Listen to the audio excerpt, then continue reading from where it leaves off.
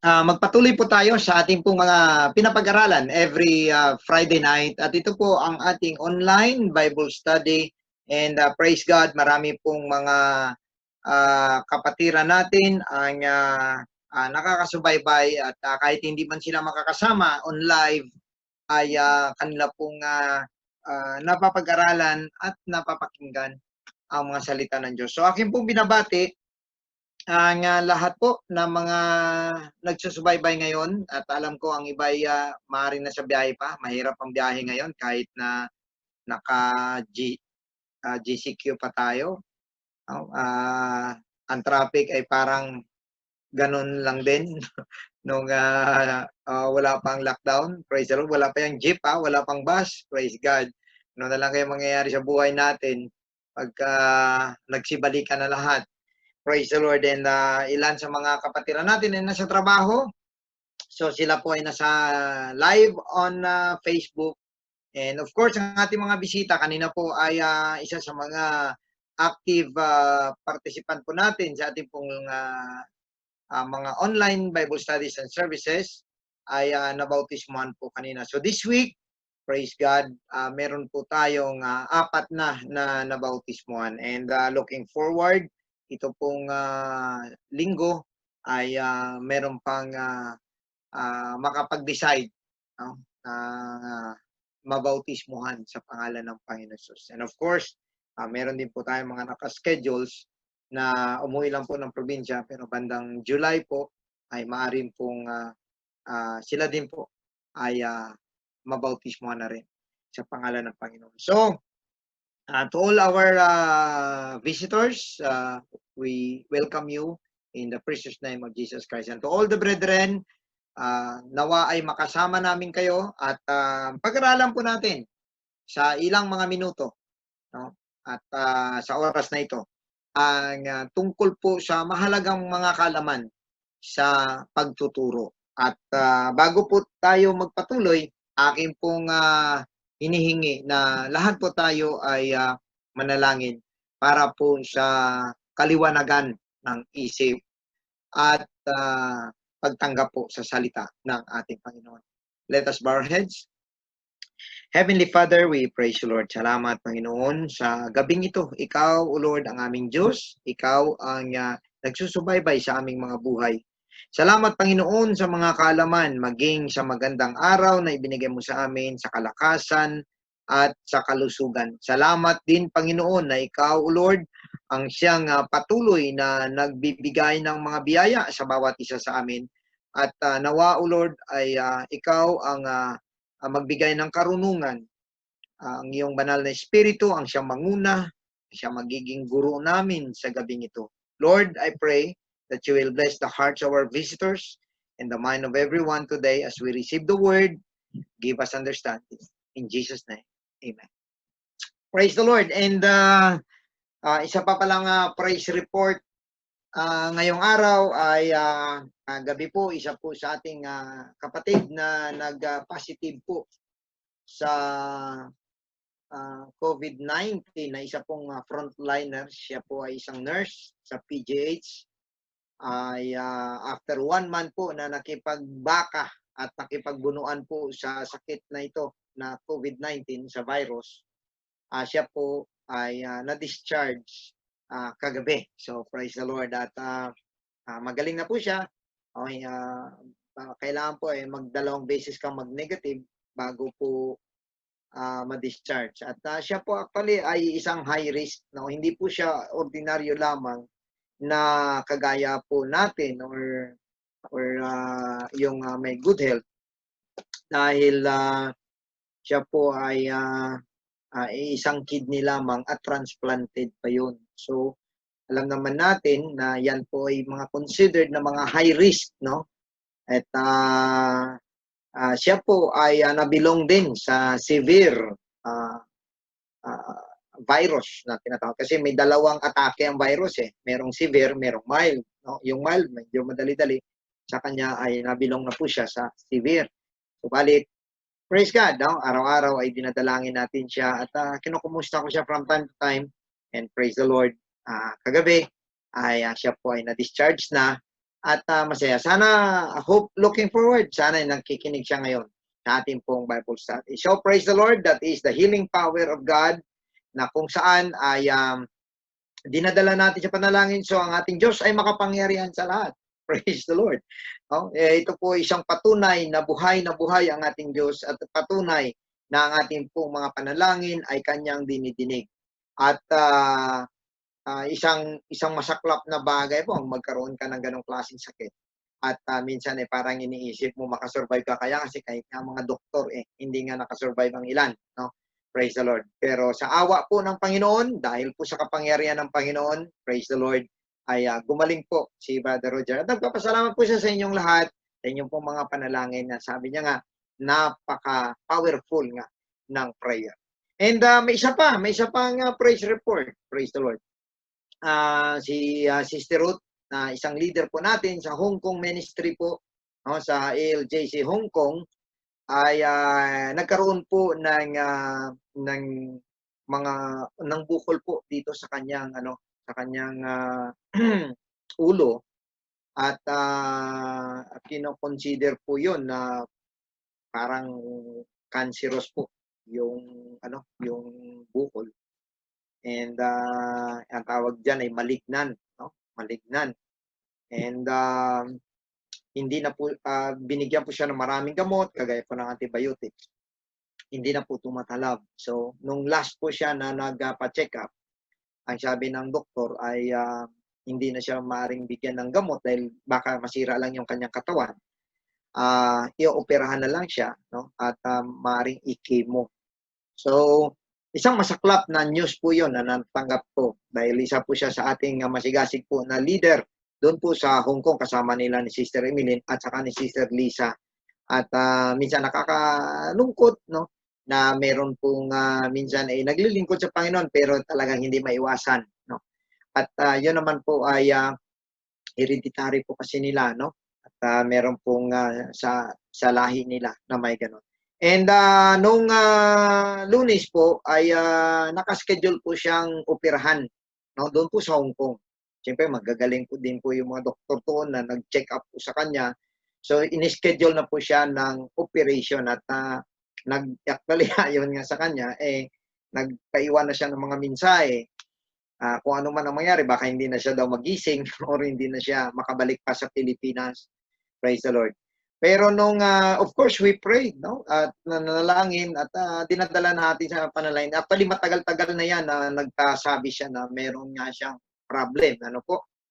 Sabi ko nga, ay patuloy lang hanggang sa hindi gumaling, patuloy lang panalangin. Walang mawawala kasi sa atin pag manalangin tayo Praise the Lord. At nung Martes po ay at nung dinala po siya sa doktor ay para for scheduled operation at chinek up po siya ulit.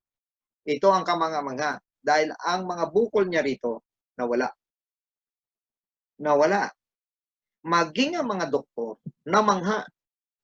Sabi ng mga doktor daw sa kanya, sana po ang mga bukol mo, ba't nawala na? Sana mga mass kung tawagin yun, ano? Nawala. So siya naman ay siyempre nag-praise the Lord at nung na-check po ang kanyang dugo ay bumaba po ang cancer cells po ng level ng kanyang dugo. At dahil dyan, kinansela po ng doktor ang operation. Praise the Lord. At sabi po ng kanyang amo, ang mga amo niya kasi mga Buddhist, sabi na, Ruth, your God is so powerful. Your God is awesome. Praise the Lord. So, lahat po tayo ay nagagalak na magpakita po ang ating Panginoon ng kapangyarihan para po magpagaling. Kaya po walang imposible sa Diyos. Ang Diyos na ating pinaglilingkuran ngayong gabi ay isang makapangyarihang Diyos. At yan po ay isang living testimony, praise the Lord, na ang mga panalangin po ay nadidinig ng Diyos. At po, anumang sakit ay pwede po nating idulog sa ating Panginoon. And of course, we're so happy na muli ay na bumalik ang lakas, no, ni Sister Ruth. Praise the Lord. So yan po yung mga praise report natin sa linggong ito. Praise the Lord. So marami pong magandang bagay na nagawa po ang ating Panginoon. And ayan po ay nagbibigay sigla sa bawat isa po sa atin. Alright. So, ngayong gabi ay akin pong dugtungan ang ating pong topic nung last week about paano nga ba natin malaman yung last week the true church, no? At maraming mga matitinding comments ang nakita nabasa natin doon, no? Sa ating pong post and well, at least nakakuha ng attention nila, pero mga kapatid ay simple lang po, hindi, wala po sa pangalan, wala po sa dami, wala po sa laki ang katotohanan. Ang katotohanan po sa Panginoon at lalong-lalo na sa pagtuturo ay makikita po mismo sa Biblia at sa pagsunod nito.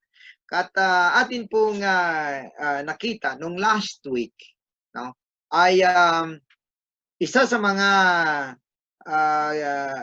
pagtuturo na existed sa true church. Ang true church kasi yun nasa Bible eh. Tayo naman mga bunga lang, sunod na lang tayo eh. Yung patunay is that they continued steadfastly in the apostles' doctrine. So, ibig sabihin, nananatili sila sa pagtuturo ng mga apostol. At ngayong gabi, yan po ang ating dugtungan, ang apostles' doctrine. At magbibigay lang po ako sa inyo ng recap at ito ay para po na inyo pong makita ang atin pong mga slides, no? And ang topic po natin ay the apostles' doctrine, the plan of salvation. So mahalaga po ito kasi marami pong may mga kanya-kanyang plano niya sa kaligtasan. Yung iba, actually merong nag-post doon sabi niya, yung mga Sunday worshipers daw ay mapupunta sa impyerno. Ang maliligtas lang daw ay mga Saturday worshipers. Praise the Lord. So ang kanyang kaligtasan, ibig sabihin, ay doon lamang sa pagsunod sa kasuguan ni Moses at sa pagsamba sa Sabado. Praise the Lord. Sa totoo lang mga kapatid, ang Sabat ay hindi po yan worship time eh. Actually, rest day po yun kung tawagin. Ano po. Pero magkakaroon pa tayo ng mga discussion tungkol dyan. Kung applicable ba ngayon ang Sabbath day sa atin mga kapatid? O baka sumusunod lang sa walang kabuluhan ang mga tao. Alright. So, balik po tayo sa Apostles' Doctrine kasi nga sa Plan of Salvation, mahalaga po ito dahil intindihin po natin, kanino ba tayo makikinig pagdating po sa plano sa kaligtasan? Right? Sino ba? Sino ba pakinggan natin? Sobrang dami kasi ngayon ng mga nagsisiro, may kanya-kanya silang interpretasyon na pagka meron ding nagsasabi na kung kay Kristo ka lang, hindi ka rin maliligtas, kung di ka dapat kay Jehovah din. Meron din nagsasabi na dapat may isa ka pang aklat, kagaya ng Book of Mormon, para maligtas at maintindihan mo yung Bible. No? Ang dami. Meron din nagsasabi na ang kailangan lang ikaw ay magiging faithful, maging kaanib at faithful sa aming church. No? Meron din nagsasabi na dapat ito gawin mo para sa manalangin ka ng ganito kahaba para maligtas ka or magpenitensya ka ng ganito kahaba para maligtas ka. Actually, marami po. No? Napakarami. Meron din nagsasabi actually, maliligtas ka by just sabihin mo lang na, Lord, I love you. Lord, I believe in you. I accept you. Ligtas ka na. Okay. So, yan ba'y totoo or yan ba'y ayon sa Biblia? Alright. So, nakita po natin na ang pinakaunang binigyan ng authority to preach, hindi po yung mga ordinaryong tao. Hindi po. Actually, may mga sumusunod-sunod sa Panginoong Hesus, mga 500 disciples. Pero he has only 12 apostles. So, namatay na po si Judas, 11 sila. Nung time na si Jesus Christ ay pabalik po sa langit. No? Pagkatapos po siya nabuhay na maguli, 11 lang po ang mga apostol. Naging 12 lang po yun nung matapos na po at nakabalik na po ang ating Panginoong Hesus sa magitan po ng pagpili kay Matayas. Pero, pagka tiningnan po natin na ang mga apostles na pinili ng ating Panginoon, sila po binigyan ng authority to preach. Hindi po sinabi ng Panginoon ito sa mga ordinaryo, kahit nga po sa mga kababaihan eh. Kahit nga kay Mary, nung time na yun ang kinausap ng Panginoong Hesus, 11 lang. So that means the authority to preach the gospel ay magsisimula sa mga apostol. At dahil nga sa sinabi ng Matthew chapter 19, verse 16, no? Na si Pedro ang binigyan po ng susi sa kaharian ng langit. Ang ibig sabihin, siya po ang may nakahawak ng authority to open the door of salvation papunta po sa langit. At dapat sa kanya tayo makinig. So, hindi rin po natin maisang tabi na sa Bible, sa Book of Acts, ang nagsalita po doon, ang tumayo 11, 12 sila kasama si Pedro, pero si Pedro lang ang nagsalita. So sila po ang binigyan ng authority to preach. So para po maintindihan po muna natin ang nakaraan po natin, i-recap lang po natin na ang church, the first time Bible church, yung pinakaunang naging church ay sa Book of Acts po mabasa.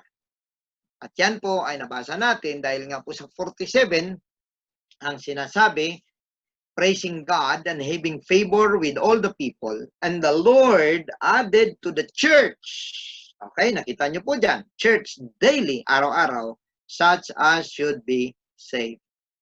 So, pinanggit po, for the first time, tinawag po silang church. Alright? So, sila po ang original na church. Yung ngayong mga panahon, dapat bunga lang nila eh. So, kapag bunga ka, dapat hindi ka naiiba. Dapat hindi ka naiiba, lalo na sa itsura, sa ano. Hindi ka dapat naiiba. Oh. Napakasaklap naman nun na ang sinimulan mo ay apple, ang labas mo ay santol. Di po ba? Sa katagalan ng pagtanim mo ng apple, namunga ba ng santol? Hindi ba imposible yun? So, para malaman po natin anong klaseng puno ay sa bunga. Di po ba? So, ang bunga nila, dapat bunga din natin. Kaya po na madali lang po alamin kung ano ang katotohanan dito. Kasi hindi naman na kailangan na tayong mag-imbento or magdagdag, magbawas. Kundi ang kailangan na lang natin ay pag-aralan ang unang ipinangaral at mga karanasan ng unang church at yun na lang ikumpara natin sa ating buhay ngayon. Nasunod mo ba yon? Yung kanya bang, kanila bang itinuturo? Nasunod ba nila? So, nung unang, ang kanilang pagtuturo ay ayon sa Biblia, Apostles' Doctrine. Ang sinasabi nga po, and they continued steadfastly in the Apostles' Doctrine. So, ibig sabihin, hindi tayo maliligaw kung subaybayan lang po natin ang pagtuturo ng mga apostol. Marami lang po kasi ang naliligaw kasi nga po, may mga kanya-kanyang interest po kasi. Pero kung honest po kayo at mag-aral ng Biblia, pagbasa nyo po ng Acts, alam nyo po kung anong ginawa nila at anong in-preach sa kanila eh. So, sundin na lang po natin yun. No? At yun po, para hindi po tayo maligaw, no? Sa Apostles' Doctrine lang po tayo mag-rely. No? The only true teaching we can rely strongly is the Apostles' Doctrine. Kasi kung lumabas ka pa dyan, sarili mo ng doktrina yon. Kung meron ka pang idagdag dyan, sarili mo ng doktrina yon. Nandun naman na nandyan na sa Bible. Andyan na po yung mga sinabi ng mga apostol, kompleto na po yun. Huwag na po nating dagdagan. Huwag na po nating sabihin na porke tayo ay nasa modern times, hindi na applicable yun. Ang dami nilang mga paliwanag na parang kahit ako, pinag-aralan ko, parang ang labo, hindi ko maintindihan kung gaano ka-blinded po.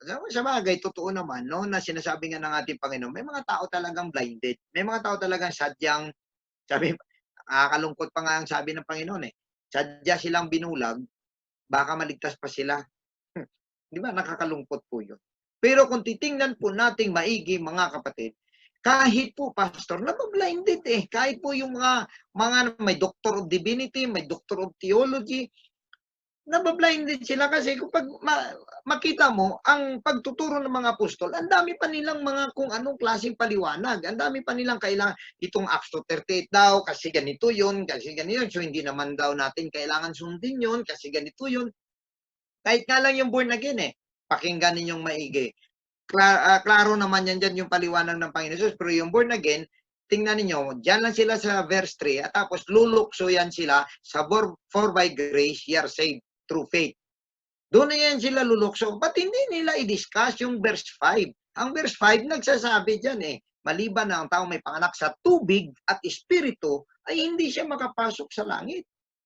Eh bakit mo laktawan yan? Bakit kailangan mo yan skip? At pupunta ka doon sa gusto mong paliwanag. Eh yung mga Ephesians, mga believers na yon, tapos na sila sa Acts 2:38, mga kapatid. Kaya po kung tutusin, no, madali po kung honest lang po ang isang tao na mag-research ng kanyang kaligtasan, andyan lang sa Bible. No? Doon po, lalong-lalo na, nagsimula po sa Book of Acts. Tapos, kapag ikaw po ay believer na, nabaptize ka na in Jesus' name, may Holy Ghost ka na, tuloy-tuloy lang po ang mga payo ni Apostol Pablo, payo ng mga apostol, ang mga ibang apostol sa epistles po. Right? So, for those who sincerely seek the true plan of salvation should look for a church that teach apostolic doctrine. Right?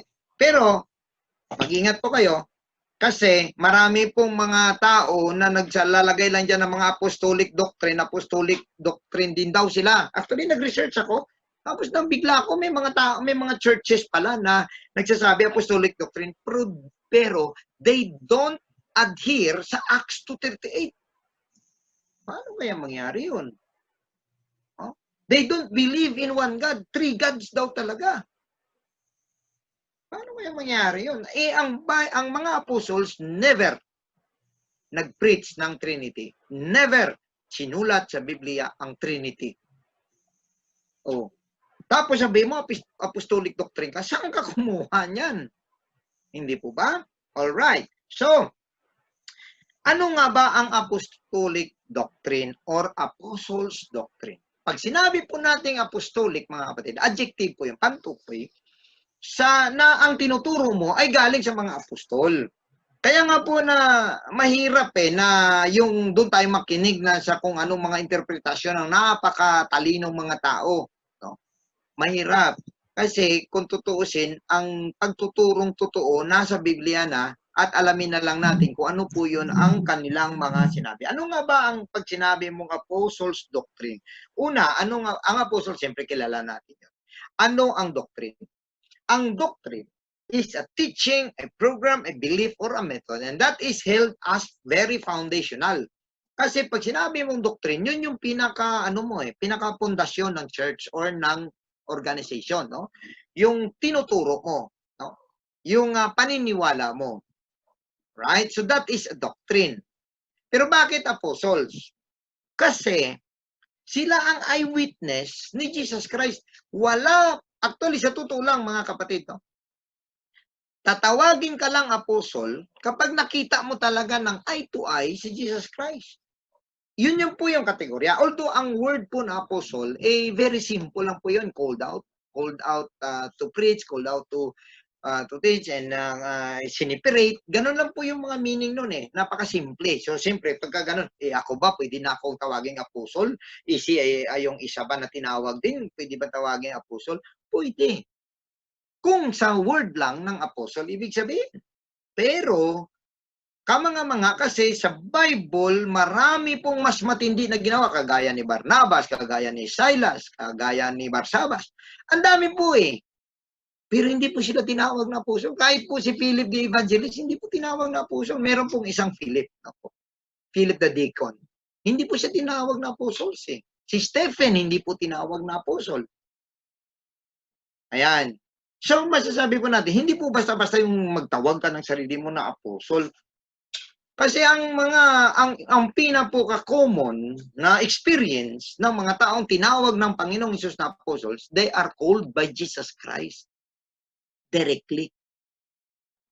Kaya nga po, kung tutuusin, si Matthias ay hindi na nga po nabanggit maliban sa Acts chapter 1 eh. No? Kasi siya to fill up lang para makompleto yung 12 for 12 tribes. Pero ang totoong tinawag ng Panginoon na pang-12 apostol, si Apostol Pablo. Tinatawag nilang 13th apostle. Si Apostol Pablo. Kasi si Apostol Pablo, kinausap talaga ng Panginoong Hesus eh. Tinawag siya at hindi lang yan. Na-training din siya, kagaya ng pag-training. Mas matindi kasi 3 years din siya sa Arabia, pero one-on-one yun.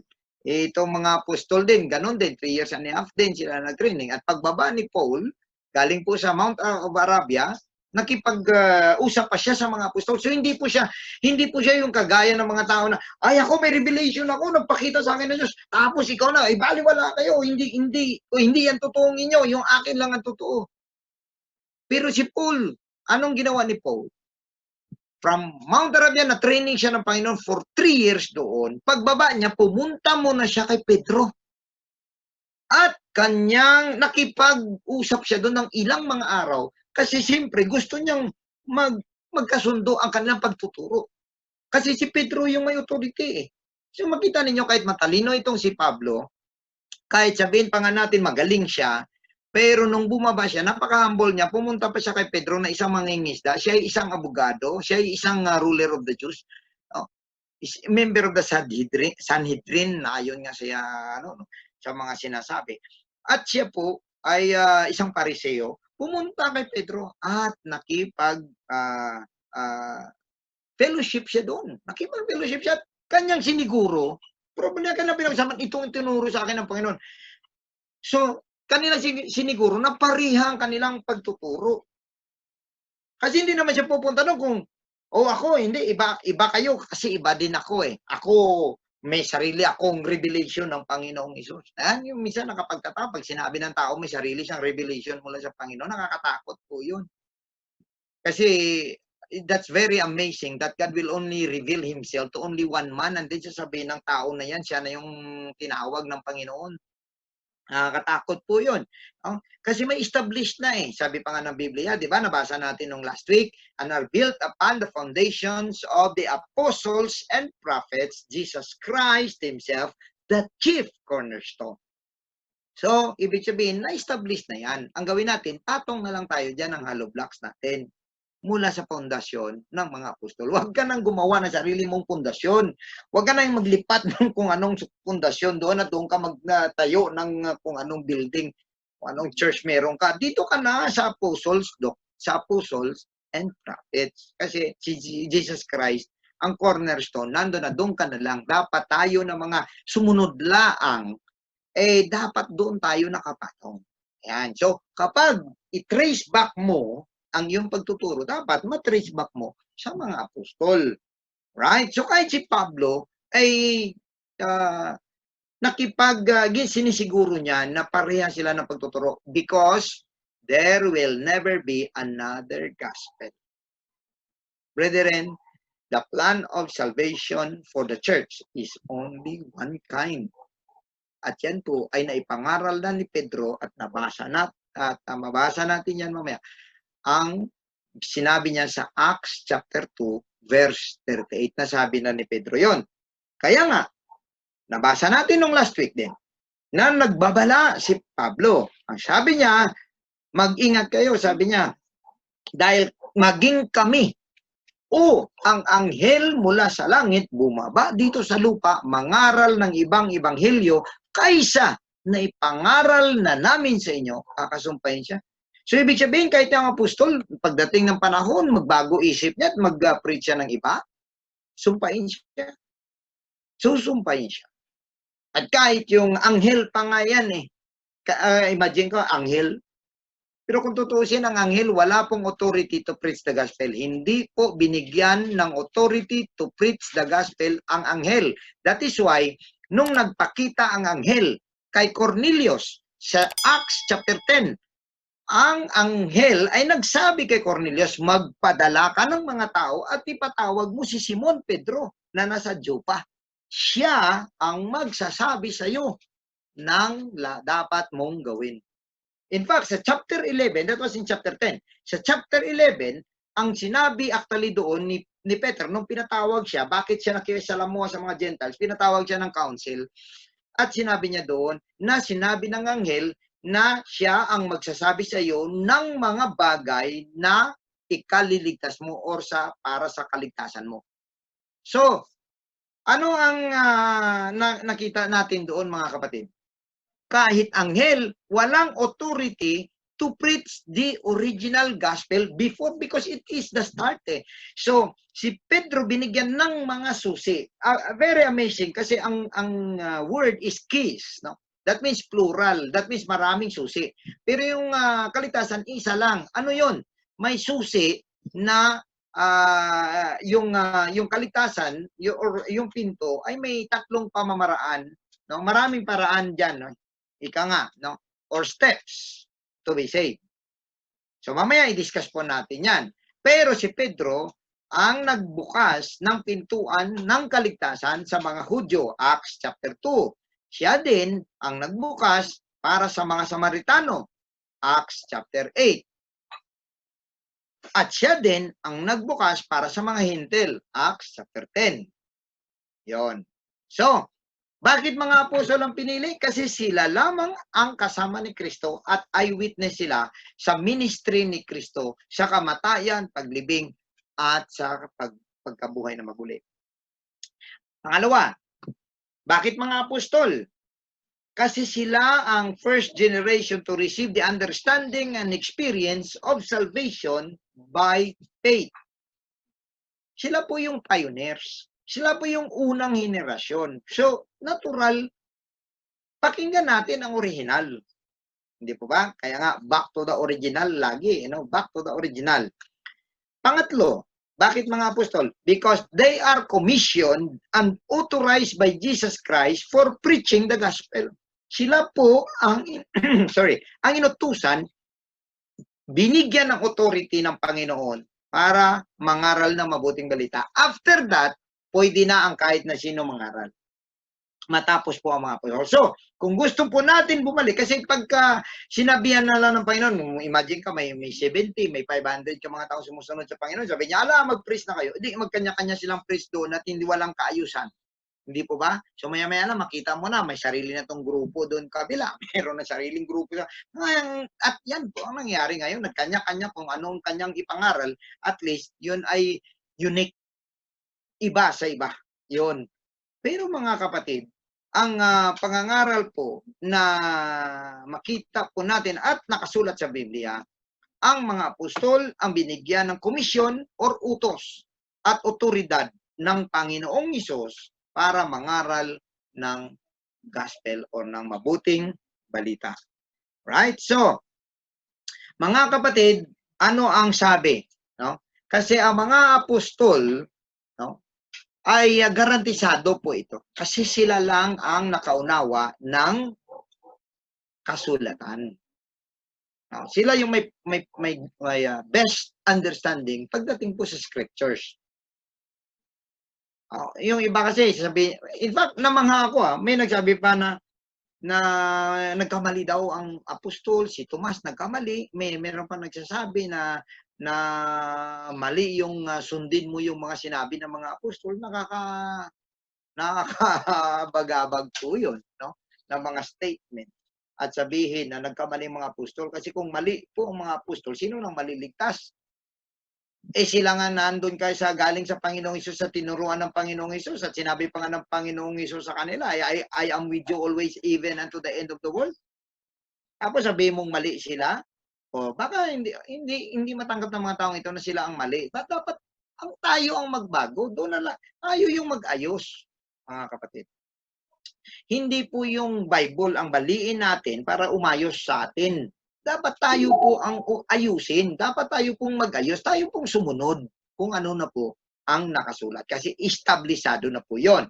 Praise the Lord. Anong patunay natin dito na ang mga apostol ay garantisado pong hindi pwede magkamali? Ito po, basahin po natin sa Luke chapter 24 verse 44 to 45 and verse 48. Ang sabi po ng 44, and he said unto them, these are the words which I spake unto you while I was yet with you, that all things must be fulfilled. So ito yung sinasabi ko kanina na sila po'y saksi sa lahat ng ministry at sa kamatayan at sa paglibing maging sa pagkabuhay na maguli ni Kristo. Sabi niya, which were written in the law of Moses and in the prophets and in the Psalms concerning me. Ngayon, verse 45. Tingnan po ninyong maigi. Then opened he their understanding that they might understand the scriptures. So, ibig sabihin, mga kapatid, kung ano ang naintindihan ng mga apostol, yun ang itinuro nila. At binigyan sila ng karunungan ng Panginoon na maunawaan nila ang kasulatan. So, mag-ingat po kayo doon sa mga tao nagsasabi na nagkamali po yung apostol. Hindi po pwede magkamali ang apostol dahil kapag nagkamali po ang apostol sa kanilang mga pagtuturo, lagot na po tayo lahat. Wala na pong tama dito. Kasi ang ugat mismo, mali pala. Diba, mga kapatid? So, lumalabas na hindi po nila naintindihan kasi kagaya nga po niyan, sabi ng iba, mali mga apostol kasi dapat ang bautismo ay ayon sa Matthew 28:19 sa ngalan ng Ama, Anak, Espiritu Santo. Tapos sasabihin, si Pedro nangaral in Jesus' name. Sabi ng iba, mali si Pedro. Kasi ito yung totoo yung sabi ni Jesus Christ. Meron pa nga nagsasabi, sabi niya, sino ba susundin natin? Ang mga apostles o si Jesus Christ? Wow. Ang galing, no, na logic. Kasi mga kapatid, ang mga apostol, tinawag ng Panginoon, binigyan ng authority to preach. Ibig sabihin, at nabasa natin ngayon, silang binigyan ng pangunawa sa scripture. So, ibig sabihin, kung anong ipinangaral nila, ay galing sa Panginoong Hesus at pangunawa sa kung anong sabihin. Ibig sabihin kung ano man yung sinabi ng Panginoon, lalong-lalo na sa 28:19, naintindihan nila. Kaya nung pagdating po sa Book of Acts, yun po ang pangaral ni Pedro. Kasi ang utos ng Panginoon sa Matthew 28:19, baptizing them in the name, singular ang name, at dapat may name Kasi sinasabi, sulatan mo yan sa ngalan. O kaya gawin mo yan sa ngalan. You know, utos yun na dapat may pangalan. Pero ang sabi ng Panginoon, ngalan ng Ama, Anak, at ng Espiritu Santo. Pero, singular in name, in form. So, isang name lang. Ang tanong, anong name? Kaya dapat may name Kasi ang name is ownership. Ownership. The church owns by Christ. So, dapat may ownership. Ngayon, pagdating po sa pangangaral, ipinangaral ba ni Pedro, ngayon, ang pangaral ni Pedro sa Acts 2:38, baptizing them in the name of Jesus Christ, sabi and let every one of you be baptized in the name of Jesus Christ for the remission of sins. Sabi naman, mali si Pedro. Nagkamali siya. Wow. Si Pedro na ilang beses po, matindi ang karanasan kasama ang Panginoong Hesus, sila pa'y mali. Mga kapatid, yan po ay pamamaraan ng dyablo para po mag-deceive sa tao. Kasi simple lang ang gusto ng dyablo. Kahit reliyoso ka, basta hindi mo lang makomply ang plano ng Diyos sa kaligtasan, it's okay sa dyablo. Kasi in a way, kanya ka pa rin. Yan. So, wala tayong may ibang makita na binigyan po ng pangunawa kundi ang mga apostol. And sabi pa nga niya sa apostol sa 48, ye are witnesses of these things. So sila po ang saksi sa mga bagay na ito. So, that is why, ang sinasabi nga po ng ating Panginoon, binigyan po niya ng authority ang mga apostles, no, at instructions bago po siya bumalik po sa langit. Ang sabi po ng Marcos 16 at 14, afterward, he appeared unto 11. So, sino pong kinausap niya? Ang 11. Sino po yon? Mga apostol. Ngayon, sa 15, anong sabi ang utos? and he said unto them, go ye into all the world and preach the gospel to every creature. Sino po binigyan ng authority to preach? Ang mga apostles. Ngayon, ang resulta dapat sa atin, he that believeth and is baptized shall be saved, but he that believeth not shall be damned. Ganon din ang sinabi niya sa Matthew 28 na kanina, no? Sabi niya nga rito, ituloy natin. And then the 11 disciples went away into Galilee, into a mountain where Jesus had appointed. So 11 disciples, and when they saw him, they worship him. Nagsamba sila sa Panginoon. But some doubted. And Jesus came and spake unto them, saying, all power is given unto me in heaven and in earth. So may power sa langit, may power sa lupa. Lahat yan kay Kristo Jesus. Kung meron pa dyan na iwan na iba, anong power niya? Wala na. Nasa Panginoong Jesus na. All power eh. Diba? So, kung meron ka pang makilala na ibang Diyos dyan, wala rin siyang kabuluhan kasi wala siyang power. Kasi ang lahat ng power nasa kay Jesus Christ na. Ngayon, anong utos? Dahil doon na nasa kanya ang kapangyarihan, sabi niya, ibig sabihin power in heaven, sino bang makapangyarihan sa langit? Hindi po bang Ama? Kahit dito sa lupa. Dahil nasa kanyang kapangyarihan, mga kapatid, sabi niya nga, go ye therefore and teach all nations, baptizing them in the name of the Father and of the Son and of the Holy Ghost. Yan. So, yung mga apostol, mga kapatid, ay nagkamali kaya? Nung instead na kinupya nila ang Matthew 28:19 na I baptize you in the name of the Father and of the Son and of the Holy Ghost. Ang ginawa nila, I baptize you in the name of Jesus Christ. Nagkamali kaya? Hindi kaya yun ang tamang interpretasyon ng Matthew 28:19? At yan ay nagpapatunay na ang pangalan ng Ama, Kristo Jesus. Ang pangalan ng Anak, Kristo Jesus. Ang pangalan ng Holy Ghost, Jesus Christ din. At yan ay sinasabi ng Panginoon, I am come in my Father's name. Ang sabi naman ng Matthew chapter 1, and they shall call his name Jesus. Ang tinutukoy niya, yung bata. At ang sabi niya nga ng ating Panginoon sa John, sabi niya, I will send the Holy Ghost, whom the Father will send in my name. So, lumalabas mga kapatid, ang revelation po na makikita po natin dito na ang Matthew 28:19 ay na-fulfill sa Acts chapter 2 verse 38. At naintindihan nilang utos na ang utos sa ngalan ng Ama, Anak, Espiritu Santo dahil isa lang na ngalan ang inuutos, ngalan or pangalan ng Panginoong Hesus.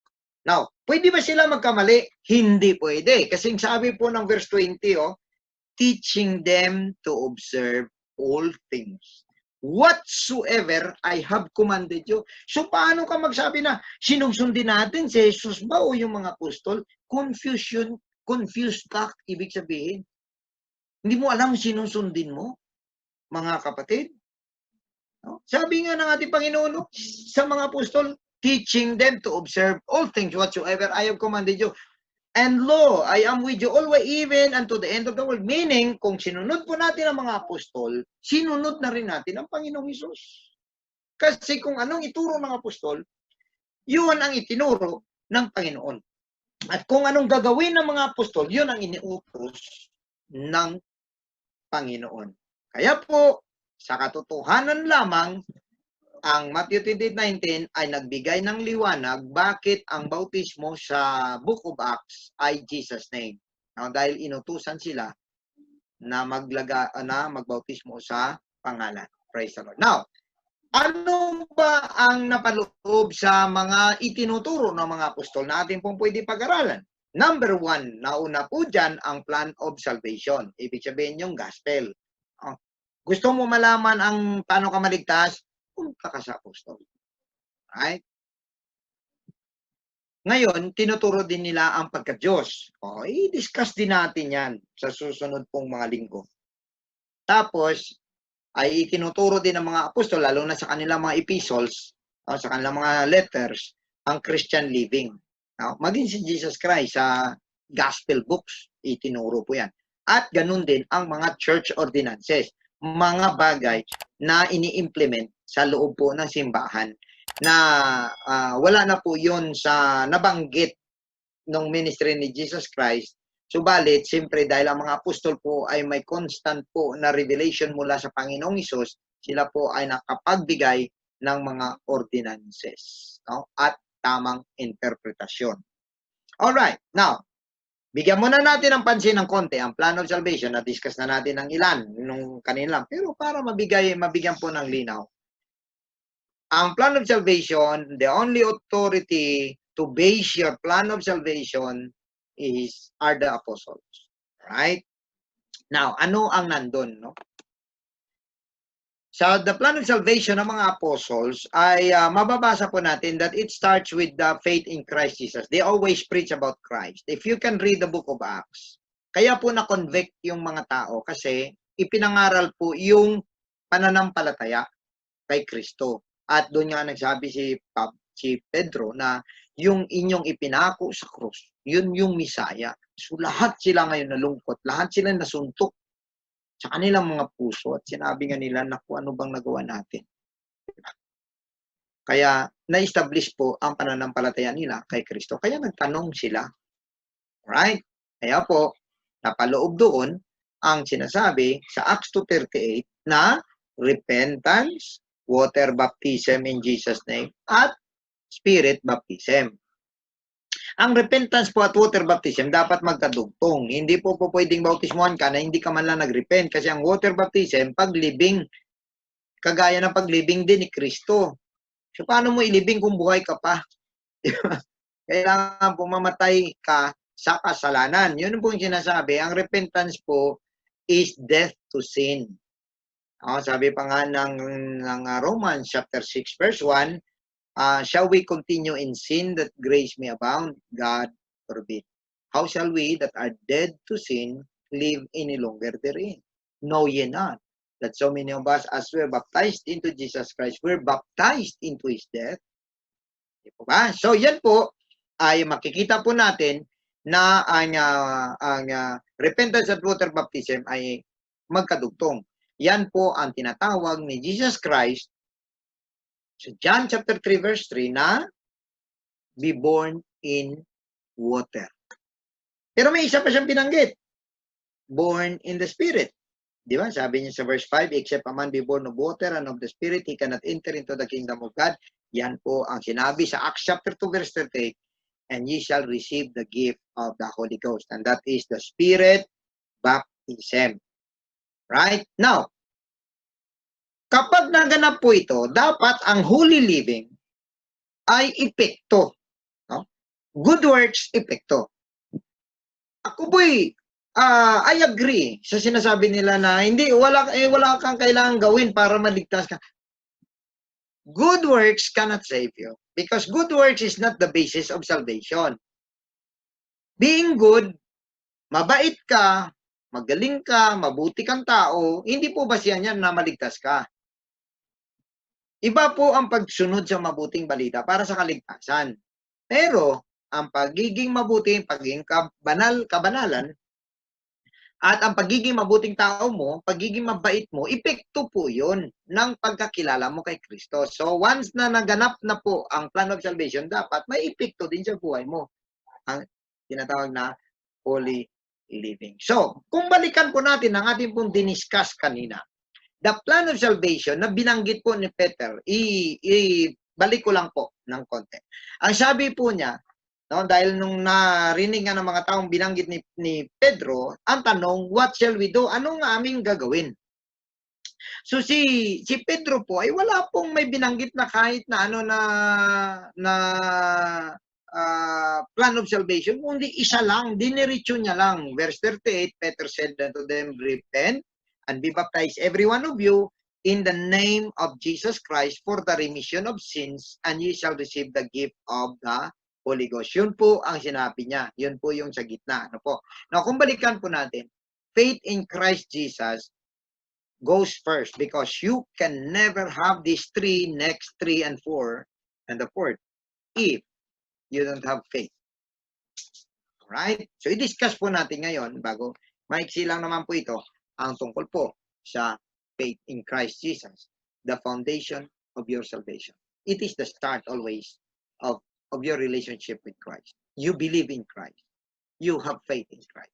If you don't have that, brethren, you haven't started yet.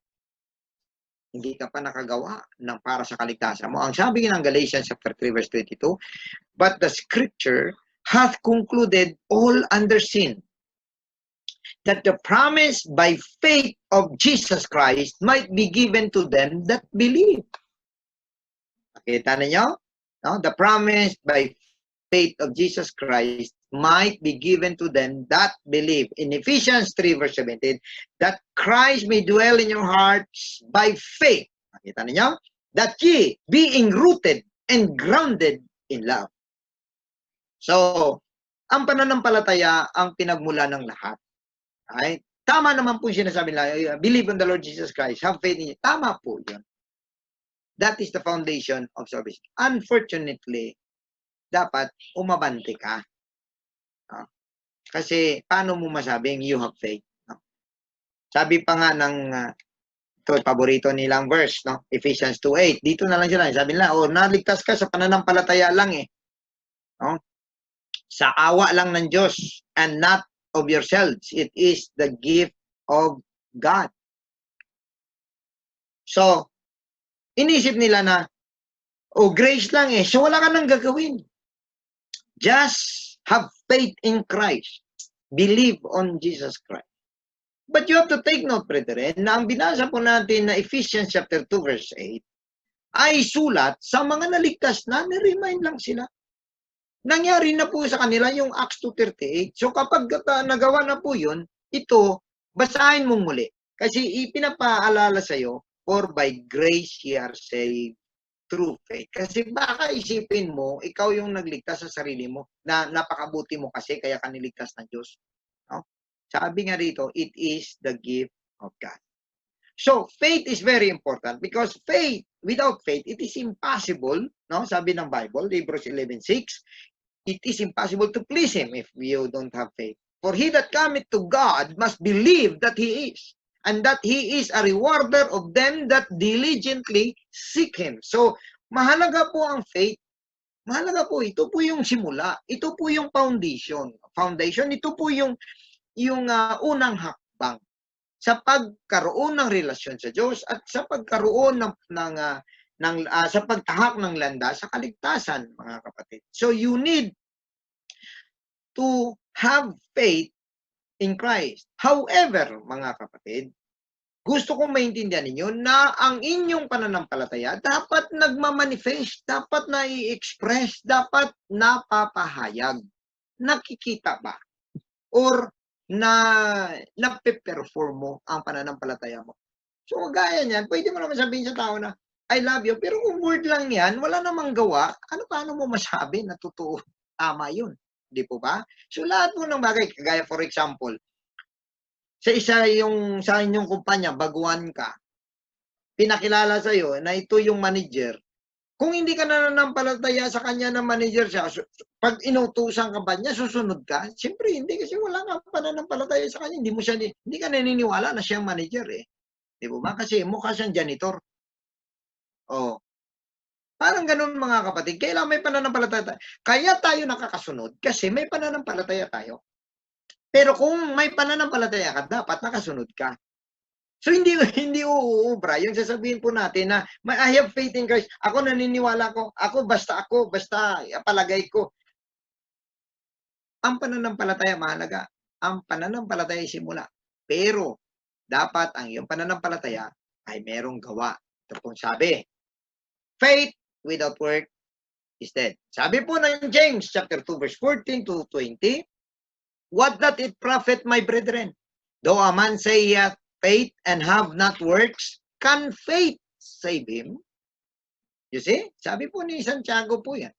Si James po ay kasama po sa core ni Jesus Christ. Tatlo po kasi silang core ni Jesus Christ. Di ba may mga disciples? May core pa po siya. Ang core niya, si Peter, si James, si John. Si James po, na sumulat po nito, kasama po yan, dikit po sa Panginoon. In fact, isa po siya doon sa sa balikat ni Jesus Christ na nakasandal. No? Ngayon, anong sabi niya? What doth it profit, my brethren, though a man say he hath faith and have not works, can faith save him? Oh. Kung pagkaroon ng pananampalataya, automatic maliligtas ka, hindi na kailangan sabihin ni James ito. Pero dapat na ipapahayag. Itong sabi niya, example niya, if a brother or sister be naked and destitute of daily food, nangangailangan, walang makain, no? Na humihingi sa iyo ng tulong, tapos sabihin mo na mananampalataya ka lang, brother. Just pray, just pray. Pero meron ka namang kapangyarihan para gawin yon, yan by expression of faith, no? Na nakita mo kailangan na nga ng tao, meron ka namang pamamaraan tapos hindi mo maibigay. Itong sabi niya, and one of you say unto them, depart in peace, be ye warm and filled, notwithstanding ye give them not those things which are needful to the body. What doth it profit? Anong makuha natin, mga kapatid? Na may pananampalataya nga tayo sa Panginoon, pero hindi naman ito napapakita sa gawa. Ayan. So sabi, inulit sa 17, even so faith, if it hath not works, is dead being alone. So faith should have work or obedience. Okay? Obedience, mahalaga po yun. No? Nagpapakita na nanampalataya ka sa Panginoon Jesus, you obey Him. So sabi nga rito, yeah, a man may say, thou hast faith and I have works. So sabi ni James, show me thy faith without thy works, and I will show thee my faith by my works. So hindi mo nga kailangan sabihin na may pananampalataya ka sa Panginoon Jesus eh. Gawin mo na lang. Ayan. No? So, lastly, na part dito, nasama pa ito. Thou believest that there is one God. Sa mga naniniwalang may tatlong Diyos, o dalawang Diyos, o may ibang Diyos. Ito. Thou believest that there is one God, thou doest well. Tama. Kung isa lang ang Diyos na sinasampalataya mo. The devil also believe and tremble, kahit ang diablo na nananampalataya na iisa lang ang Diyos at nanginginig. Bakit? Andun siya eh. Alam niya kung ilan ang Diyos na nandun. Alam niya, nandun siya. Doon pa lang, wala pang tao, nandun na siya. Alam niya kung ilang Diyos ang kanyang kinalaban. Isang Diyos lang. Kaya ang ginawa-gawa niya, mga kapatid, sa tao, para ma-confuse, dinadagdagan niya ng isa pang Diyos at dagdag pa ng ibang Diyos. Dumadami ang Diyos, kaya ang mga tao nako-confuse. Pamamaraan ng diablo. Kasi mismo ang diablo, alam niya, isa lang talaga ang Diyos. Kaya mga minamahal, kung naniniwala ka may ibang pang Diyos, hindi magandang ginagawa mo. Kasi sabi dito, if you believe that there is one God, thou doest well. What if not? Of course, you don't do well. You are not doing well. Right? Now, inulit-ulit ang verse 20, ang ating topic. But wilt thou know, O vain man, that faith without works is dead. Right? So, ibig sabihin, if you say you have faith in Christ, you love Christ, it must translate to the obedience to the word of Jesus Christ. Gaya ng sinabi niya sa John 14 verse 15, if ye love me, keep my commandments. If ye love me, keep my commandments. So ang born again, utos ng Panginoon, sabi niya, marvel not that I say unto you, ye must be born again.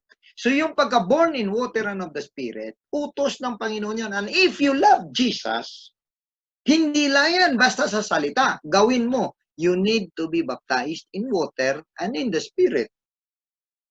At yan ay mangyayari kung ikaw ay mabautismuhan sa pangalan ni Kristo Jesus at makatanggap ng banal na Espiritu. No wonder why na ang ating Panginoong Hesus ay nagbigay po ng napakahalagang instruction sa kanyang mga apostol bago po siya bumalik sa langit. Itong sabi sa Mark 16 verse 14, 15 and 16, afterward he appeared unto the 11, and he said unto them, go ye into all the world and preach the gospel to every creature. Take note of verse 16. He that believeth, okay, nananampalataya ka, and is baptized shall be saved. Di ba? So, ibig sabihin, kung ikaw ay magsasabi ngayon, sa ating pong mga mahal na bisita, sa amin pong mahal na nakikinig ngayon, o sino man pong nakaka-view ngayon ng amin pong Facebook Live. If you say you believe in Christ, and I believe you believe Him, naniniwala po ako that you love Jesus Christ. But if you love Him, you need to translate that belief and faith into works, into obedience. And that obedience is to be baptized. Kaya nga, sinabi ni Jesus Christ, he that believeth and is baptized shall be saved. But he that believeth not shall be damned. So sabi ng iba, may mga tao talagang galit sa bautismo, hindi ko nga alam, siguro may yun, takot sa tubig, no? Galit sila sa bautismo So siguro baka natatakot sila, baka may mga tao kasing takot sa tubig yung may mga rabies ba. No. He that believeth and is baptized shall be saved. Sabi ng iba, hindi naman nabanggit dito, he that believeth not shall be damned. Hindi naman nabanggit nga ang bautismo Natural po. Bakit? Kasi po, if you believe not, paano ka pa magpapaptize? Kasi nga, ang faith, which is belief, is the foundation. Foundation po yun. Start of your journey with Christ. Without faith, without believing, wala po kayong magagawa. Wala pong gagawin. Hindi ka nananampalataya Hindi mo siya susundin kasi hindi ka nananampalataya. So that is why, pag ikay nananampalataya, dapat magpabautismo ka. Ngayon, kung hindi ka naman nananampalataya, wala nang ibang usapan, basta hatulad ka lang ng Diyos. Yun po ang sinasabi sa 16. Alright? That is why, balikan po natin muli ang sinabi ni Pedro kanina. When asked what to do to be saved, Peter told them what Jesus commanded them. Nung nagtanong sila, what shall we do? Sinabi ba ni Pedro sa kanila na wala kayong ibang gagawin dahil sa pananampalataya ninyo, kayo'y maliligtas. Maniniwala lang kayo kay Kristo, tanggapin nyo lang ang Panginoong Hesus na inyong tagapagligtas, ligtas na kayo. Yun ba ang sinabi ni Pedro? Hindi po Ang sabi po ni Pedro, magsisi ka ng iyong kasalanan, magpabautismo ka. Kasi this time, kaya sila nagtanong, kasi na-convict na sila Their faith in Jesus Christ, tumaas. Basahin niyo po yung sinabi ni Pedro dyan. No? Yung pangaral ni Pedro dyan sa chapter 2. Kasi doon pinaliwanag ni Pedro kung sino si Jesus Christ na 50 days ago or mahigit lamang isang buwan ay ipinako nila sa cross at isang celebrity nung time na yun, si Jesus Christ, kilalang kilala. 50 days ago lang, sariwang-sariwa sa isip nila na isa sila sa bumuto na ipako sa cross si Jesus. Karamihan sa kanila nandun pa kasi mula po sa Passover, maghihintay po sila until Pentecost. Pentecost po yung 50th day. Kaya nandun pong maraming Hudyo na bumuto na si Kristo ay ipako sa cross. Ngayon, na ipaliwanag sa kanila ni Pedro na yung pinako nyo, yun yung Misaya, yun yung Diyos na nagkatawang tao na ibinigyan ng lahat ng kapangyarihan para sa kaligtasan.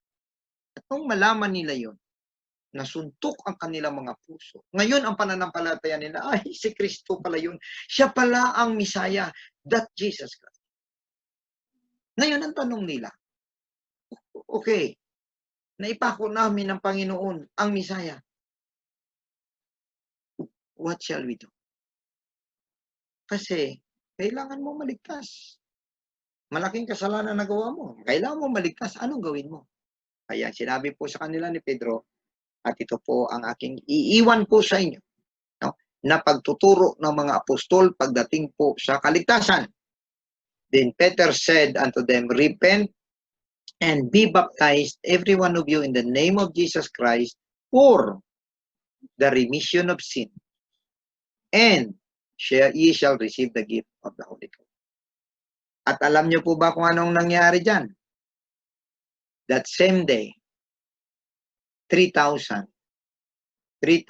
decided to get baptized in the name of Jesus Christ. Praise God.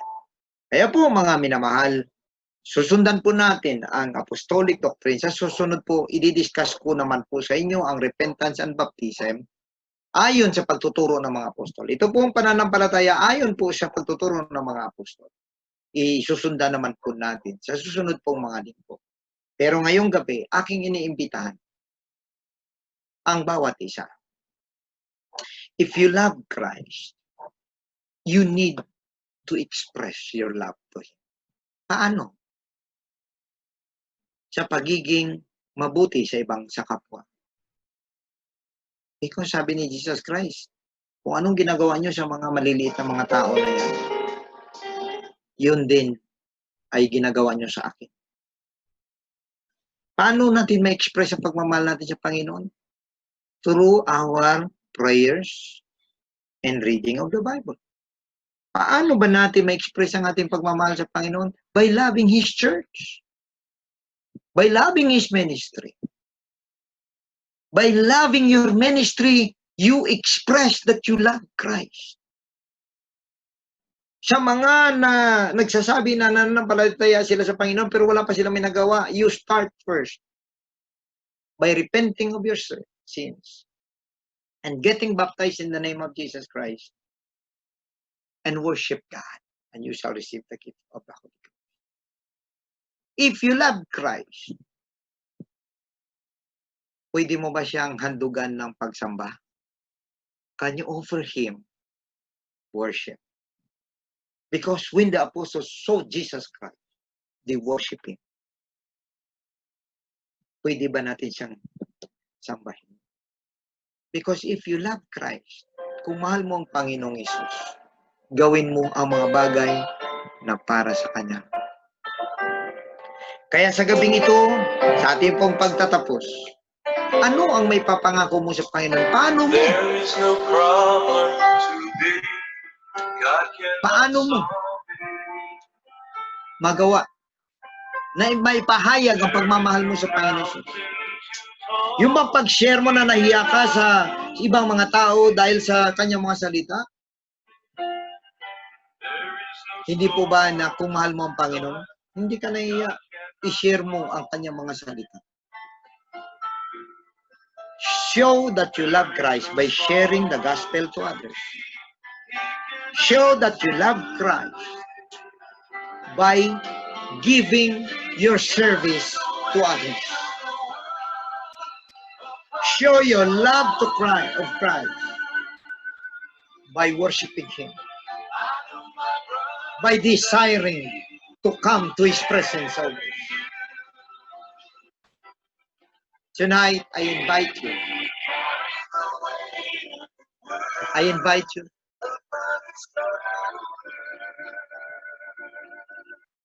Come to Jesus.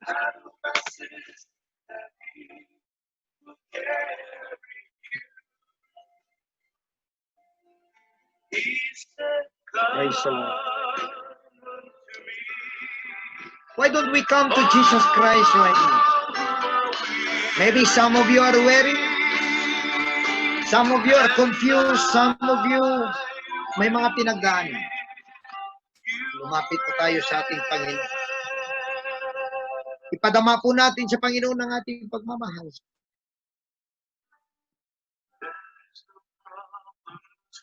If you love God, if you have faith in Christ,